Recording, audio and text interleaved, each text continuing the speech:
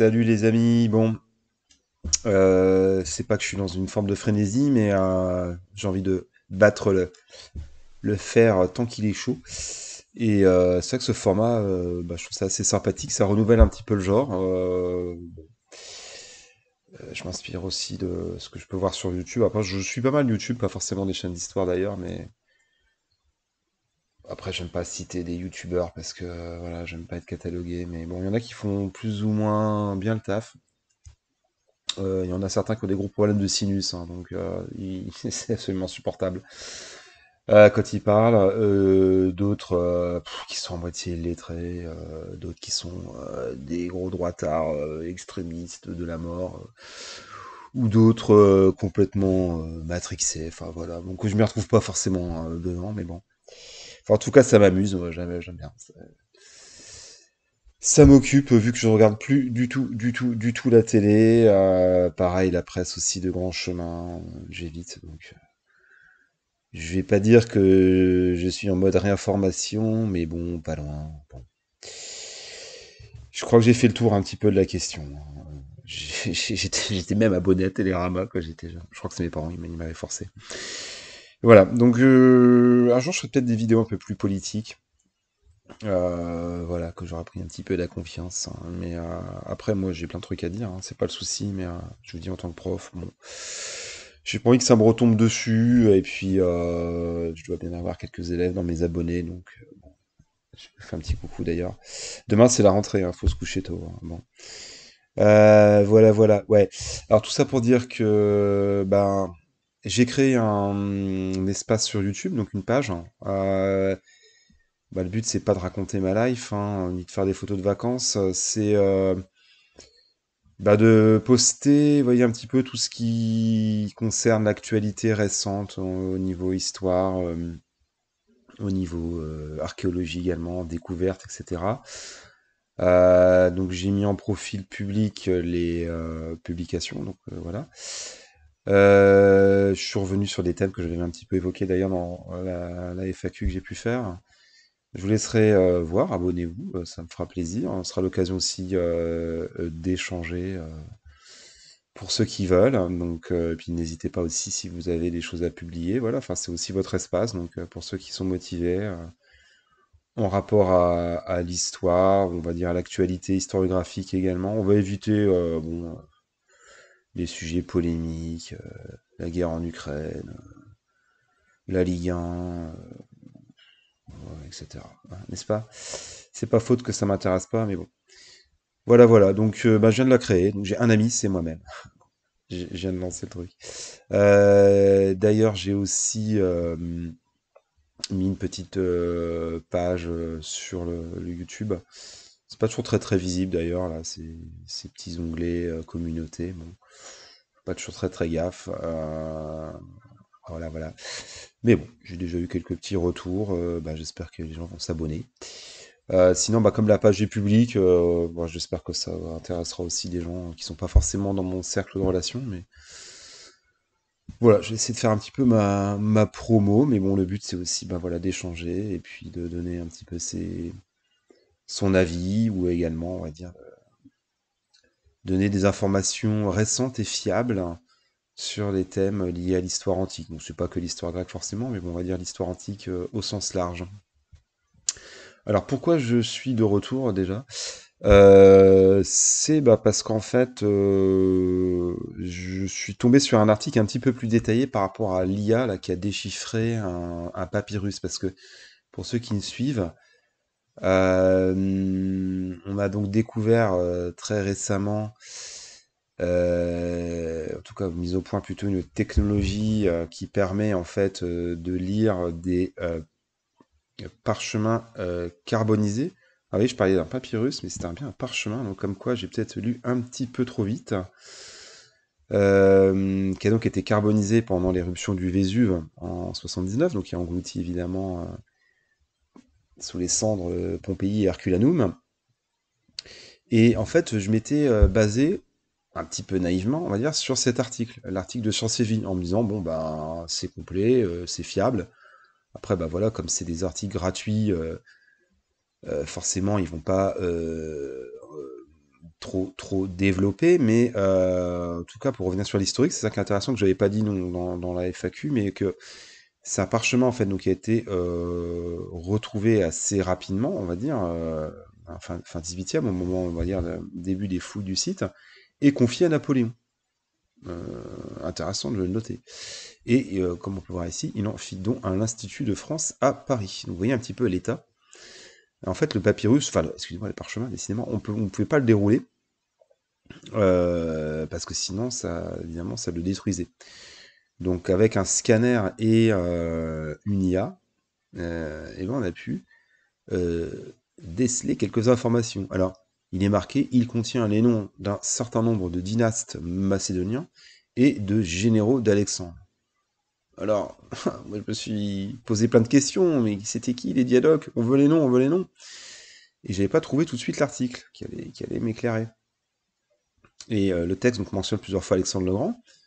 Et moi, j'ai eu une intuition, mais qui s'est révélée fausse. En fait, c'était une erreur, hein. J'ai commis une erreur, ça m'arrive. Enfin, je m'en suis rendu compte, mais c'est vrai qu'après, bah, ouais, je vais pas faire 50 erratum. À un moment, j'ai dit oui, j'avais une espèce de secret espoir que ça pouvait être la succession d'Alexandre d'Arien. Parce que Arien est connu donc, pour l'anabase. Donc c'était un grand officier, hein, un grand officier impérial, hein, Arien. Hein, il était prêteur, si je ne m'abuse. On va vérifier. Mais sauf qu'Arien, il a vécu bien après.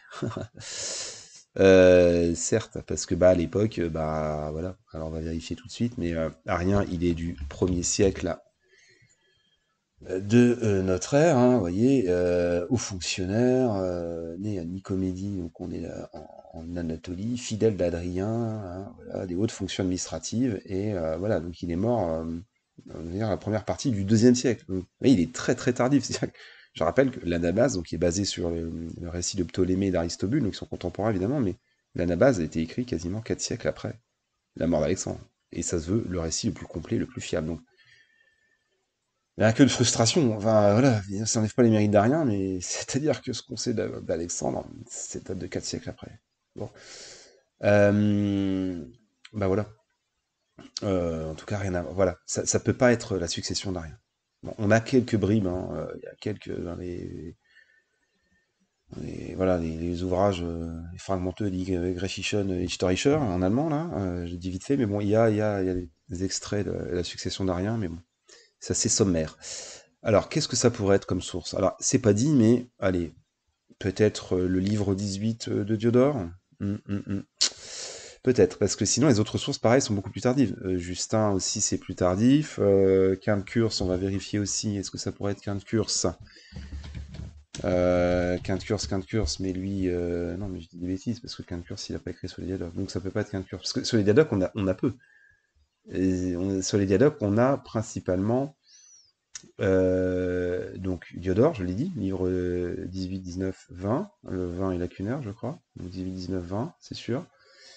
Donc les 17, c'est Alexandre. Et on a Justin qui a résumé les histoires philippiques de Troc-Pompée. Donc Troc-Pompée qui était un savant gallo-romain. Et Justin qui est bien plus tardif. Hein. Bon, Quinte Curse, lui, voilà, il écrit uniquement sur... Alors on va voir si ça peut être Justin.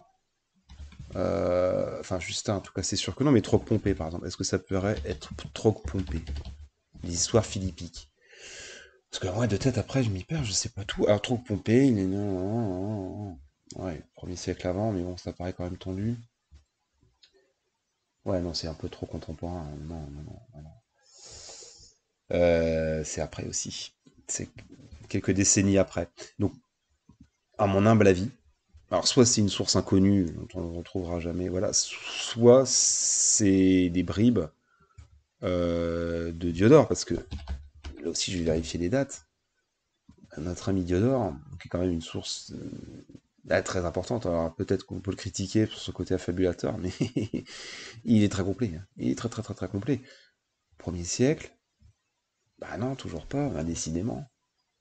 Mais bah non, bah c'est mort. Donc c'est ça le truc, c'est qu'en fait, ça peut être des sources primaires, c'est-à-dire des sources qui ont inspiré Diodore. Vous voyez, Diodore, à chaque fois, je le fais plus tardif. Diodore, j'imaginais le deuxième, non, c'est premier. Ouais. Donc, qu'est-ce que ça pourrait être de tête? Clitarque, hein, ça pourrait être qui? Regardez, parce que je crois que là, j'avais fait le taf à un moment, là, sur le BFK historique, je crois que j'avais fait les... J'avais fait un moment... livre 17, c'est bien Alexandre le Grand, mais les Diadoques... Alors, je sais plus de qui il s'inspire, mais oui, Hieronymus de Cardia. Bah oui, bien sûr. Il est tard là, mais c'est sûr que fatigué. Mais non, mais c'est ça que j'ai pas pensé tout de suite. Je sais pas pourquoi je suis parti comme ça sur Diodore. Bon, Arien, oui, j'ai commis une erreur, ça c'est une erreur un peu bête. Non, c'est Hieronymus de Cardia. C'est le seul qui a écrit un livre complet, donc qui s'appelle L'Histoire de la Succession, qui a été repris ensuite par la plupart des historiens postérieurs. Hieronymus de Cardia, qui est donc le collaborateur et l'ami de Mène de Cardia. Et n'est-ce pas? Donc lui, bah, il est contemporain, on pense participer à la conquête d'Alexandre, en tout cas il a connu Eumène. Et voilà, histoire des successeurs d'Alexandre, aujourd'hui perdu, qui a inspiré Diodore plus tard, qui a rien. Donc moi je pense pas que ce soit plus tard, parce que bon, lui il a pas écrit spécifiquement sur la succession, il a écrit voilà sur Eumène notamment. Voilà, c'est un des seuls dialogues sur lesquels il a fait une vie. Aussi étonnant que ça puisse paraître plus tard qu'il n'a pas fait de biographie d'Antigone ou de Séleucos ou de Ptolémée. C'est bizarre. Donc ouais, ça inspire à rien. Donc ouais, non, mais ça aurait dû citer tout de suite. Ça aurait dû tilter. C'est, à mon avis, ça peut être que ça, parce qu'il n'y a pas 36 000 historiens qui auraient été repris comme ça par les Romains des siècles après. Non, bah moi je pense que c'est Hieronymus de Cardia. Bon. Alors j'en suis pas certain, hein, mais voilà, vous voyez, comme quoi je réfléchis en même temps que je parle. Bon, ça aurait dû venir tout de suite en tête, hein. Bon, désolé, j'ai failli à ma réputation. Alors, oui, alors il est bien beau cet article-là, Science et Vie, c'est sympa, bon, voilà, mais bah, c'est peu précis. Donc déjà, on a bien compris, on ne cite pas l'historien, on cite encore moins les diadoques, ou les généraux d'Alexandre, donc on est un petit peu déçus. Ça nous laisse un petit peu sur notre faim. Et en fait, bah, comme quoi, je m'y attendais pas, dans Ouest France, comme quoi tout arrive, et ben quoi, qu'est-ce qu'on a trouvé? Et ben, beaucoup plus de détails. Donc déjà, bon, ça rappelle voilà, que ça a été offert par à Napoléon. Alors, où est-ce qu'il se trouve ce parchemin? C'est pas dit. Parce que voilà, c'est une équipe du Kentucky, donc, avec des chercheurs de l'université du Michigan, donc, qui ont travaillé avec l'IA en question et le scanner, mais est-ce qu'il est en France? Sinon, bon, on va voir. Alors oui, en utilisant un scanner tomographique à rayon X, et une IA entraînée à détecter l'encre sur d'autres papyrus carbonisés. Alors, un coup papyrus, un coup parchemin. Voilà, donc, enfin, en tout cas, il s'est entraîné sur des papyrus, mais c'est bien un parchemin de Pergame, voilà, en peau d'animal. Ce n'est pas un papyrus, comme je l'ai dit, par erreur. Alors, la tomographie, qu'est-ce que c'est Qu'est-ce que c'est la tomographie euh, Qu'est-ce que c'est la tomographie Ça permet de reconstruire le volume d'un objet à partir d'une série de mesures effectuées depuis l'extérieur de cet objet. Ok. Bien. Alors, processus très lent qui est toujours en cours. Alors oui, parce qu'au départ, en fait, c'était retrouvé parmi d'autres ouvrages, mais uniquement de philosophie. Alors, ce qui fait dire que, en fait, c'est un livre qui est emprunté à la bibliothèque. Il n'a été jamais rendu. Ça fait 2000 ans, en fait, je vous raconte pas l'indemnité, je vous raconte pas l'amende. Ça fait 2000 ans qu'il n'a pas été rendu à la bibliothèque d'Herculanum. Alors, ce serait plutôt un livre d'histoire qui reviendrait sur le monde après la mort d'Alexandre. Et moi, je suis prêt à mettre quelques piécettes hein, sur le fait que ce soit Hieronymus de Cardia. Alors là, c'est là où enfin j'ai eu comme une espèce de révélation. J'ai fait merci Ouest France. Enfin franchement, j'ai jamais été aussi heureux de lire Ouest France. Dans l'ouvrage, on retrouverait ainsi les noms de plusieurs hauts dignitaires liés à Alexandre le Grand, comme Séleucos Ier Nicator, donc le victorieux, le fondateur de la dynastie séleucide qui a régné sur une grande partie de l'Asie mineure, majuscule Asie mineure, après la mort d'Alexandre le Grand. On reconnaîtra mon style, parce que tout ça, ça vient d'où? De Wikipédia. Ils n'ont pas sorti de... Hein, n'est-ce pas? Bien, bien. Le livre évoquerait aussi Cassandre, l'homme qui a tué Alexandre IV, l'héritier posthume d'Alexandre le Grand, avant de se faire proclamer roi de Macédoine en 305.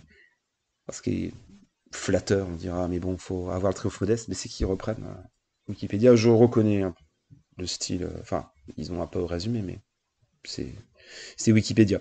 Donc voilà, on a enfin les deux noms. J'avoue que ça fait 2 semaines que j'étais là, je sais pas pourquoi, j'étais parti sur Séleucos, Antigone, non, non. Séleucos et Cassandre, alors, ce qui est étonnant, c'est que pourquoi ils seraient cités en même temps? Alors, il y a sûrement des passages qui n'ont pas été déchiffrés, parce que ils ont pas de rapport direct. On va dire qu'ils ont eu un ennemi commun à un moment, Antigone, mais je suis même pas sûr qu'ils se soient déjà rencontrés. Enfin, en tout cas, après la mort d'Alexandre, Cassandre était en Macédoine. Séleucos, bon, a pas mal bougé, mais on va dire il était en Babylonie. Alors peut-être qu'il parlait d'une coalition contre Antigone, c'est possible, mais je vois pas en quoi on y serait cité dans une même phrase. Donc c'est pas dit, ça c'est un petit peu frustrant pour le coup. Bah, ça mérite enquête, hein. Je vais rester en mode veille sur ce sujet-là.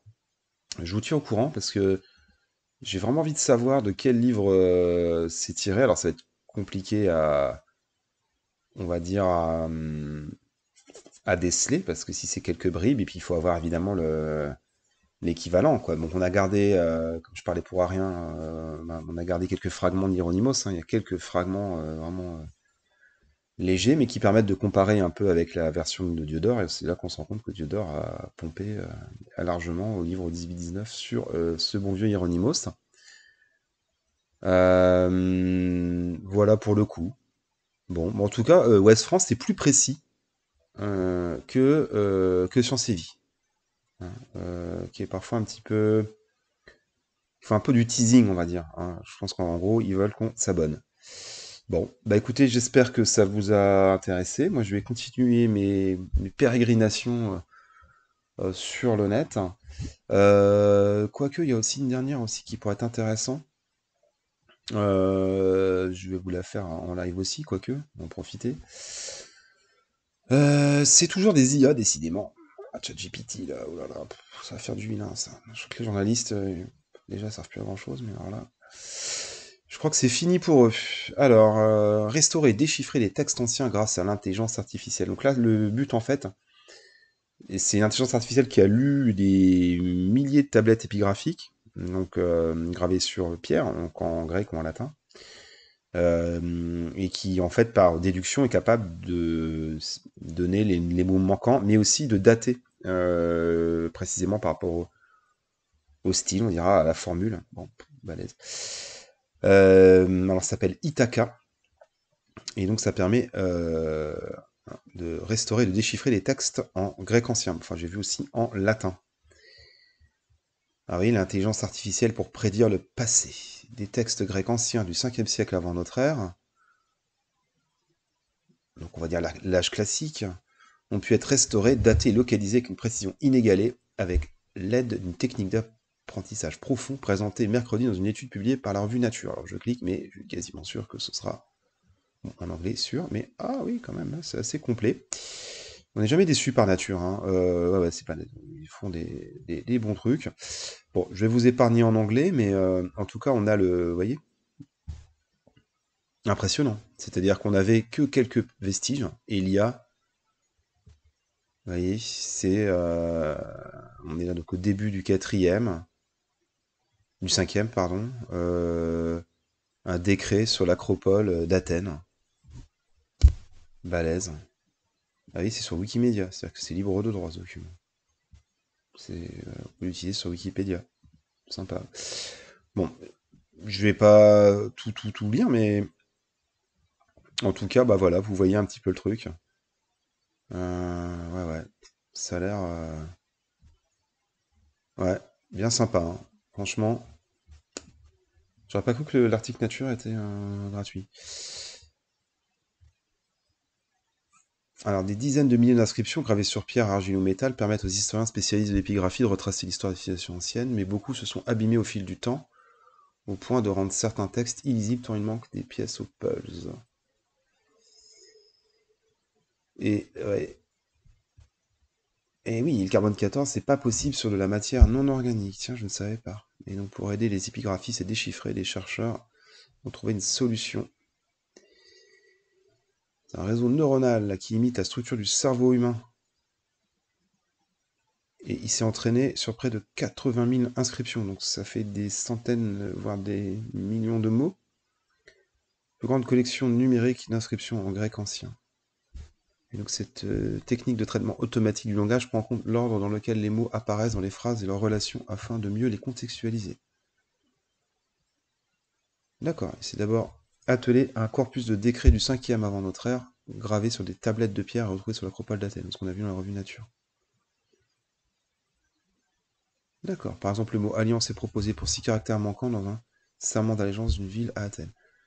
Ouais, ça pourrait être un jeu de société sympathique, c'est un peu un pendu, mais version hardcore, épigraphiste. D'accord. Donc aux historiens quand même de choisir la prédiction la plus crédible. Leur travail a été grandement facilité. L'outil présenté comme accessible a une précision de 62%. Et lorsque cette technologie donc, est utilisée par des historiens, ce taux de précision bondit de 25 à 72%. Alors, ça permet aussi de localiser, de dater des décrets, faire ressortir des connexions géographiques.